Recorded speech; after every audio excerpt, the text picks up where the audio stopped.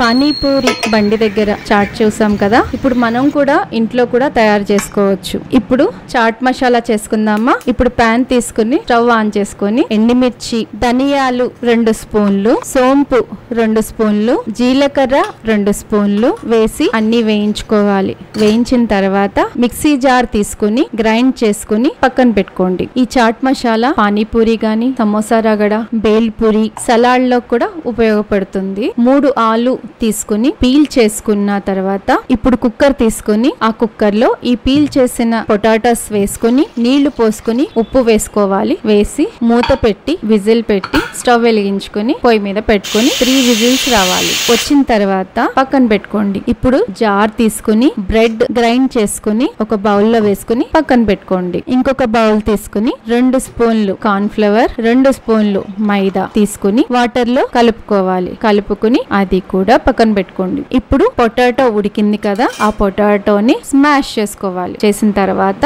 2 ఉల్లిపాయలు చిన్న ముక్కలుగా కట్ చేసుకుని అవి కూడా దాంట్లో వేసుకోవాలి. అల్లం చిన్నులపై, మిరియాలు పొడి, పచ్చిమిర్చి, పసుపు, ఉప్పు వేసి మనం చాట్ మసాలా చేసుకున్నాం కదా, ఆ చాట్ మసాలా దాంట్లో వేసుకోవాలి. ఇప్పుడు ఉండలు చేసుకుని రౌండ్ షేప్ లో చేసుకోవాలి. మీకు అంటుకుంటే చేతికి కొంచెం ఆయిల్ రాసుకోవచ్చు. ఇప్పుడు కార్న్ ఫ్లవర్, మైదా పిండి లిక్విడ్ ఉంది కదండి, దాంట్లో ముంచుకుని ఆ తర్వాత బ్రెడ్ పౌడర్ ఉంది కదా, దాంట్లో ఒకసారి తిప్పుకొని అది అంటుకుంటుంది. తర్వాత ఆయిల్ వేసుకుని కొంచెం వేడెక్కిన తర్వాత ఒక్కొక్కటిగా వేయాలి. వేసి గోల్డెన్ కలర్ వచ్చేంత వరకు అటు ఇటు తిప్పి వేయించుకోవాలి. వేయించిన తర్వాత అవి పక్కన పెట్టుకోండి. ఇప్పుడు మనం చాట్ చేసుకుందాం. ఉడికించిన బఠానీ మీకు చూపించాను. ఉడికిన బఠానీ ఉంది కదా, దాంట్లో సగం గ్రైండ్ చేసుకోవాలి. గ్రైండ్ చేసుకుని పక్కన పెట్టుకోండి. 2 పెద్ద పెద్ద టమాటాలు తీసుకుని గ్రైండ్ చేసుకుని అది కూడా పక్కన పెట్టుకోవాలి. ఇప్పుడు కడాయి తీసుకుని స్టవ్ మీద పెట్టుకోవాలి. బటర్, ఆయిల్ 2 వేసుకుని ఉల్లిపాయ ముక్కలు వేసుకోవాలి. పచ్చిమిర్చి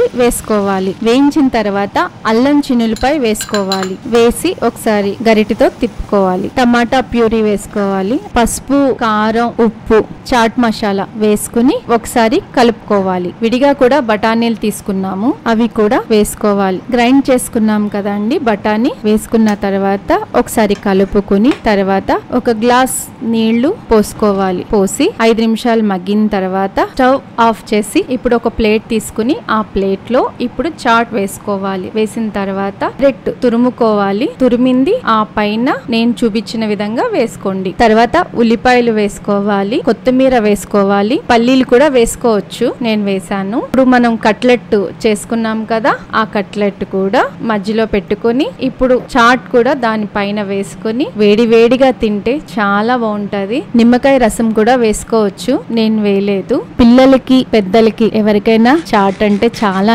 ఇష్టపడతారు. సో ఇలా చేసి పెట్టండి, అందరికీ నచ్చుతుంది. సబ్స్క్రైబ్ చేసుకున్న వాళ్ళకి థ్యాంక్ యూ సో మచ్.